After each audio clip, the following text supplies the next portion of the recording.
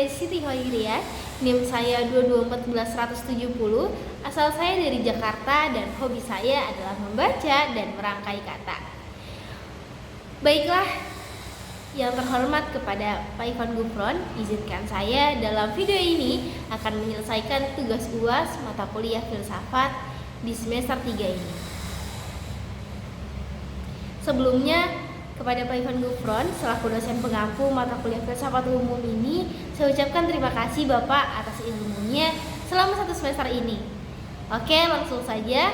Jawaban pertama yaitu tentang apa perbedaan sifat ilmu dan filsafat dan agama. Perbedaannya, jika kebenaran ilmu itu diperoleh melalui ilmiah, ia bersifat objektif, yang artinya kebenarannya tidak dipengaruhi subjektif manusia. Lalu, kebenaran filsafat. Kebenaran filsafat diperoleh dari pemikiran rasional.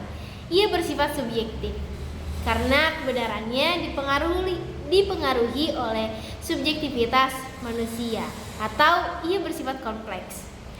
Dan sedangkan dalam hal kebenaran agama diperoleh dari wahyu dan bersifat mutlak karena ia tidak dapat diragukan dan diubah.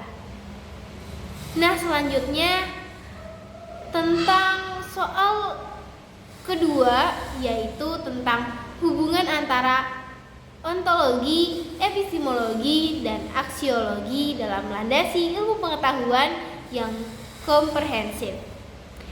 Jawabannya adalah hubungan ontologi memberikan landasan bagi epistemologi dengan menjawab pertanyaan tentang apa yang ada dan apa sifat dasar dari realitas. Jawaban atas pertanyaan ini akan menentukan bagaimana kita memperoleh pengetahuan. Selanjutnya epistemologi, yang dimana epistemologi memberikan landasan bagi aksiologi dan menjawab pertanyaan tentang bagaimana kita memperoleh pengetahuan. Jawaban atas pertanyaan-pertanyaan dari ini akan menentukan bagaimana kita menilai pengetahuan. Nah, selanjutnya aksiologi memberikan landasan bagi ontologi dengan menjawab pertanyaan tentang apa itu nilai. Jawaban atas pertanyaan-pertanyaan ini akan menentukan bagaimana kita memahami realitas. Dalam contoh ini, ontologi memberikan landasan bagi epistemologi dengan menyatakan bahwa realitas dapat dipelajari. Epistemologi memberikan landasan bagi aksiologi dengan menyatakan bahwa pengetahuan harus digunakan untuk kebaikan. Maka kita dapat memperoleh pemahaman yang lebih komprehensif tentang pengetahuan dari hubungan-hubungan dari mereka bertiga. Nah, selanjutnya soal ketiga yaitu tentang sejarah filsafat Islam di dunia. Filsafat di dunia Islam dimulai pada abad ke-8 Masehi, ketika para cendekiawan muslim mulai menerjemahkan karya-karya filsafat Yunani ke dalam bahasa Arab. Terjemahan-terjemahan ini membuka jalan bagi para filsuf muslim untuk mempelajari dan mengembangkan filsafat Yunani. Pada abad ke-9 Masehi, filsafat Islam mulai berkembang dengan pesat. Para filsuf muslim mulai menggabungkan filsafat Yunani dengan ajaran Islam. Hal ini menghasilkan filsafat Islam yang unik, yang menggabungkan pemikiran rasional dengan ajaran spiritual. Salah satu filsuf muslim yang paling terkenal adalah Al-Kindi.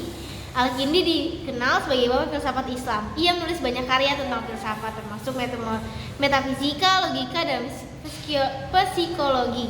Filsuf muslim yaitu Al-Farabi juga sebagai pengajar kedua yang menulis banyak karya tentang filsafat, termasuk politik, etika, dan estetika. Nah, mungkin selanjutnya adalah kesan saya selama kuliah di mata kuliah filsafat ini dengan Pak Ivan Gufron. Saya ucapkan terima kasih Bapak telah mengajarkan kita. Kesannya saya sangat bahagia dan mendapatkan ilmu yang banyak juga. Mungkin cukup sekian. Wabillahi taufiq wal hidayah. Wassalamualaikum warahmatullahi wabarakatuh.